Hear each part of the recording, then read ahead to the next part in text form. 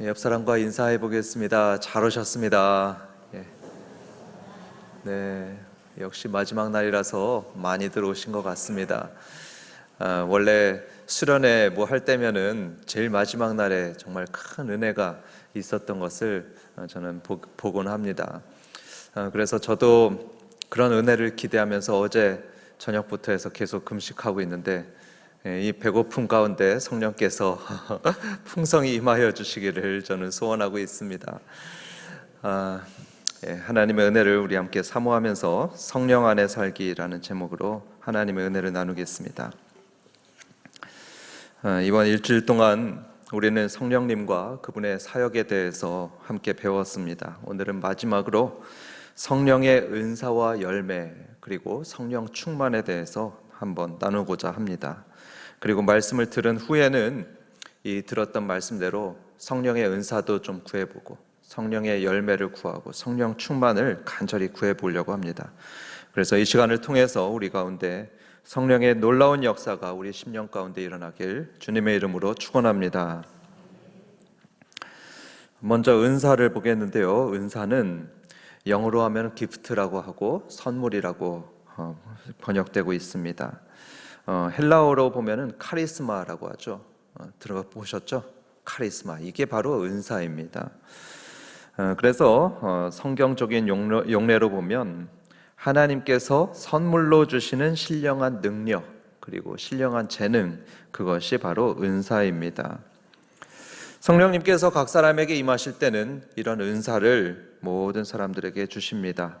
예외가 없습니다. 한 사람당 하나 이상의 은사를 주시는데요, 이때 가장 중요한 것은 그 은사를 주시는 이유입니다. 목적입니다. 왜 은사를 주시냐? 그 특별한 능력을 주시는 이유가 뭐냐 하면요, 바로 공동체의 유익을 위해서입니다. 공동체의 유익을 위해서 주신다.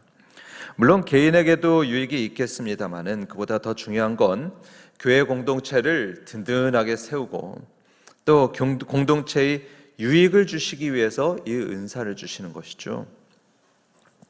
그러면 어떤 은사를 성령님께서 성도들에게 주시는지 간략하게 보도록 하겠습니다.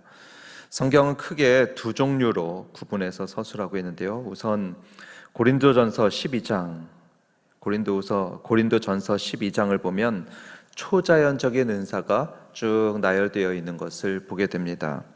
이 초자연적인 은사라고 하면 우선 우리가 잘 알고 있는 방언의 은사가 있죠. 그런 방언의 은사가 있고 또 방언 통역의 은사, 예언의 은사, 또 치유의 은사, 영 분별의 은사, 이런 것들이 바로 초자연적인 은사들이죠. 다음으로 또 로마서 12장에도 그 은사 목록이 쭉 나오고 있는데요, 이것은 주로 일반적인 은사입니다. 예를 들자면 섬기는 은사가 있고 또 가르치는 은사, 위로의 은사, 구제의 은사, 다스리는 은사, 또 긍휼의 은사, 이런 것들이 있습니다. 이런 건 초자연적인 게 아니죠. 일명 일반적인 은사라고 합니다. 그런데 일반적이라고 해서 귀하지 않다는 의미는 아닙니다.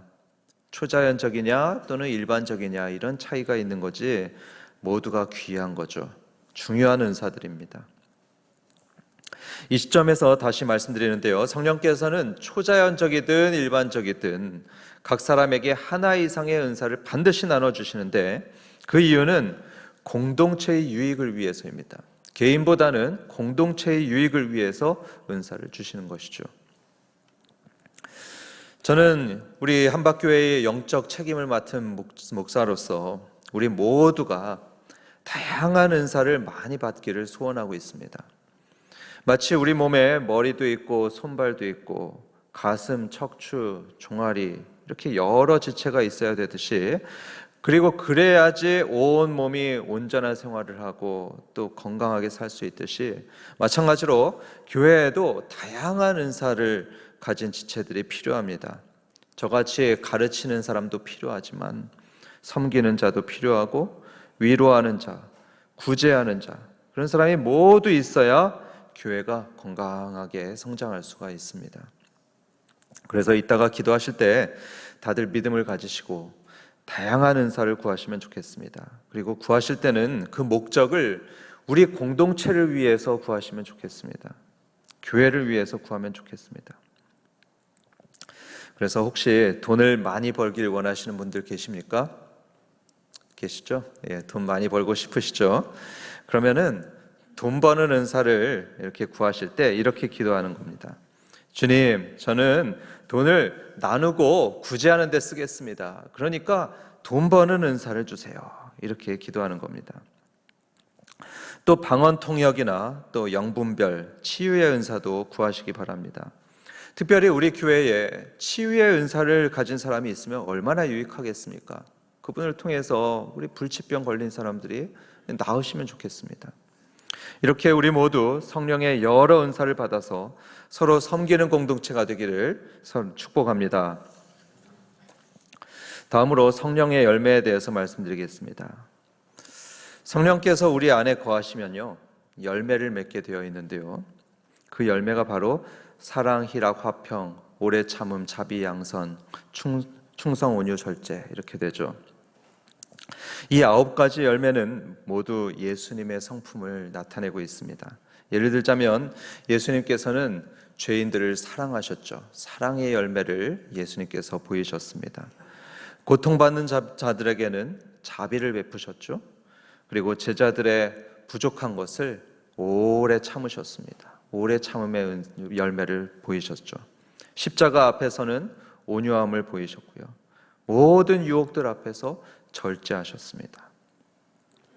성령님께서는 우리도 삶에서 이런 예수님의 성품을 열매 맺기를 원하십니다. 그리고 성도 여러분, 우리가 꼭 기억해야 될 것이 있습니다. 그것은 은사는 수단이라는 것입니다. 은사는 수단이고요, 성령의 열매는 목적입니다. 요즘 많은 성령 집회에서 은사만 강조하는 경향이 있죠. 은사만 강조하고 또 은사를 열렬하게 추구하는 것을 보게 되는데요, 사실은 은사보다 더 중요한 게 이 열매입니다. 은사는 사락이나 희락 이런 열매를 맺기 위한 수단입니다. 수단이기 때문에 우리는 은사보다는 열매를 더 구해야 됩니다. 특별히 열매들 중에서도 사랑이 제일 중요하죠. 이 9가지 열매들 중에 사랑이 제일 중요합니다. 성령의 열매의 제왕이 무엇이냐, 으뜸이 무엇이냐 하면은 사랑입니다. 오죽하면 고린도전서 13장에 사랑이 없으면요, 천사의 말도 쓸모없다고 합니다. 사랑이 없으면 우리의 봉사, 섬김, 그게 아무것도 아니라고 합니다. 다시 말해서 사랑이 없다면요, 저희 이 설교도 아무것도 아니라는 겁니다. 쓸데가 없다는 겁니다. 사랑이 없으면 신방 쓸데 없습니다. 사랑이 없으면 주방 봉사 쓸데 없습니다. 사랑이 없으면 애들 가르치는 거 쓸데 없습니다. 그래서 우리는 은사를 구할 때는 이 사랑을 마음의 중심에 두고서 구해야 됩니다.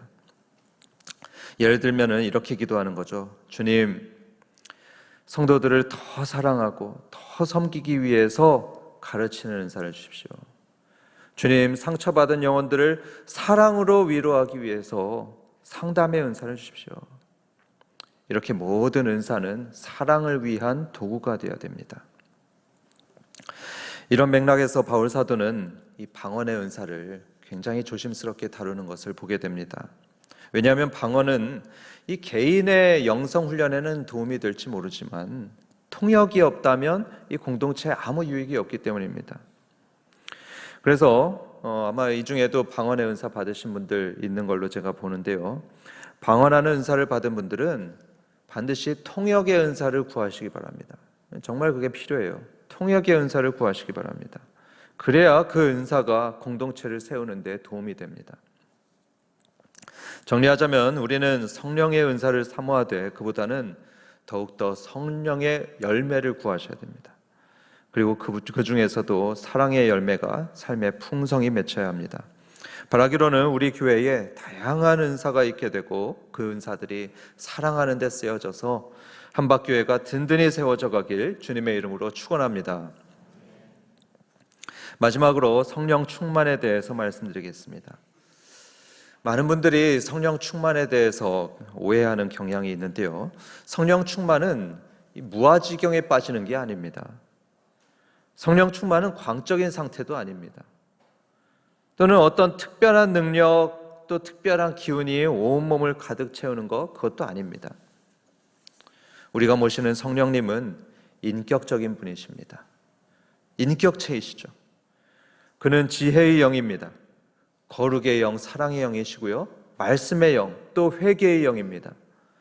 그렇기 때문에 이 사람이 성령 충만하게 되면 더 지혜롭게 되고요, 더 이성적이 됩니다. 더 똑똑하게 되는 거죠. 그는 예수님의 영으로 충만하기 때문에 그 속에서 예수님의 성품이 뿜어져 나올 겁니다. 그래서 겸손과 사랑으로 섬기게 되고요, 또 성령 충만한 사람은 말씀의 영으로 충만합니다. 그러니까 하나님의 말씀에 순종합니다. 하나님의 뜻에 일절 순종하게 됩니다. 그리고 회개의 영으로 충만하니까 자기 작은 잘못도 민감하게 반응하죠. 깨닫고 돌이키게 됩니다. 마지막으로 오늘 본문 말씀을 보겠습니다. 고린도서 12장 10절 말씀 우리 다시 한번 읽어보겠습니다. 시작. 그러므로 내가 그리스도를 위하여 약한 것들과 능욕과 궁핍과 박해와 곤고를 기뻐하노니 이는 내가 약한 그때에 강함이라. 이거는 바울의 고백이죠. 바울의 고백인데 얼핏 보면 좀 모순되어 보이는 말씀을 하고 있습니다. 약할 때 강하다. 아니요, 어떻게 약할 때 강하다고 할 수가 있겠습니까? 하지만 우리는 바울의 삶을 보면 이 말을 이해할 수 있습니다. 바울이 어떤 사람입니까? 바울은 셋째 하늘의 환상을 보았고요, 여러 계시를 받았다고 합니다. 한 번, 두 번 계시를 받은 게 아니고요, 여러 계시를 받았다고 하죠. 거기다가 죽은 자를 살린 적도 있습니다. 그 정도로 놀라운 능력을 행했던 사도가 바로 바울이었죠. 굉장히 강한 사람으로 보입니다. 그런데요, 그에게 큰 약점이 있었습니다. 그러니까 바울은 약자이기도 했습니다. 왜 그러냐? 그에게는 사탄의 사자라고도 불리는 육체의 가시가 있었습니다. 육체의 가시가 자기 속에 있었다고 고백합니다. 아마 굉장히 힘든 장애가 있었던 걸로 보입니다. 아니면 굉장히 힘든 질병이 있었을 거라고 추측하고 있습니다. 그게 너무나 고통스러웠다고 합니다. 아니, 항상 의연하게 보이는 이 바울이 굉장히 고통스러웠다고 고백하고 있습니다. 너무 고통스러워서 바울은 3번이나 하나님께 구했다고 하죠. 하나님, 이거 없애주십시오. 이거 없애주십시오. 이거 없애주십시오. 3번이나 없애달라고 기도했습니다. 그런데 주님의 응답은 이러했습니다. 내 은혜가 내게 족하도다. 내 능력은 약한 데에서 온전해지느니라. 내 능력은 약한 데에서 온전해지느니라. 박영동 교수는 이것을 약함의 영성이다 표현했습니다. 약함의 영성. 내 자아가 약해지고 내 육신이 약해질 때 오히려 하나님의 능력이 크게 나타난다, 이것입니다. 내 자아가 약해지고 내 육신이 약해질 때에 그때에 하나님의 능력이 온전해진다. 마치 물에서 힘을 빼면 어떻습니까? 물에서 힘을 빼면 오히려 몸이 뜹니다. 그러면서 자유롭게 헤엄칠 수 있죠. 마찬가지로 우리 자신의 힘을 빼게 되면 그때 성령님께서 더 강력하게 역사하십니다. 특히 영적인 일을 할 때는 더욱 그렇습니다. 영적인 리더는요, 힘을 빼야 됩니다. 목장의 리더들, 부서의 리더들, 또 가정의 리더 되신 분들은, 그렇게 섬기시는 분들은 자기의 힘을 의지하면 안 됩니다. 자기 지혜에 의지하면 안 됩니다. 우리가 힘으로 하게 되면은 그거 잘 안 될 겁니다. 분명히 안 될 겁니다. 대신 내 마음의 왕좌를 비우고 성령님께 그 자리를 드리는 것입니다. 나를 비우고 내 힘을 내려놓고 내 생각 내려놓고 내 계획 내려놓고 겸손한 마음으로 성령님께서 다스리도록 하실 때, 그때 우리 목장에, 우리 부서에, 우리 가정에 살아나고 세워지는 역사가 일어납니다. 사랑하는 성도 여러분, 지금까지 성령의 은사와 열매, 그리고 또 성령 충만에 대해서 우리 함께 나누게 되었습니다. 바라기로는 우리 모두가 성령의 은사로 서로 섬기고 풍성한 열매를 맺고 또 자신을 비움으로써 성령 충만한 삶을 살아가시길 주님의 이름으로 축원합니다.